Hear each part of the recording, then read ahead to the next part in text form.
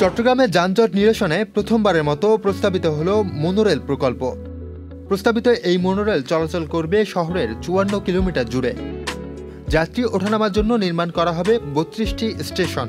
আধুনিক প্রযুক্তি সম্পন্ন এই মনোরেল মেট্রো রেলের তুলনায় খরচে সাশ্রয়ী, আর এক প্রকার ট্রেন হওয়ায় এর জায়গাও লাগে কম। সোমবার সকালে চট্টগ্রাম সিটি কর্পোরেশনের একটি আন্তর্জাতিক জায়ান্ট ভেঞ্চার কোম্পানি জার্মান মিশরীয় আরব কন্ট্রাক্টর অরাসকন পেনিনসুলা কনসোর্টিয়াম এর মাধ্যমে সমঝোতা চুক্তি স্বাক্ষর হয়। চুক্তি অনুযায়ী পুরো বিনিয়োগ আনবে ঠিকাদার কোম্পানিগুলো। চট্টগ্রাম সিটি কর্পোরেশনের দায়িত্ব থাকবে কেবল লজিস্টিক সহায়তা ও প্রয়োজনীয় জমি সরবরাহ।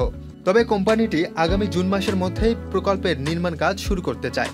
সম্ভাব্য ব্যয় ধরা হয়েছে প্রায় ২৫,০০০ কোটি টাকা। এ নিয়ে আগামী মাসে বিস্তারিত পরিকল্পনা উপস্থাপন করবে সংশ্লিষ্ট কোম্পানিটি। Moin Chowdhury, Channel I. আন্তর্জাতিক মানসম্পন্ন টেম্পার গ্লাসের ওয়ালটন গ্যাস স্টোভ, আপনার রান্নাঘরের পারফেক্ট পার্টনার।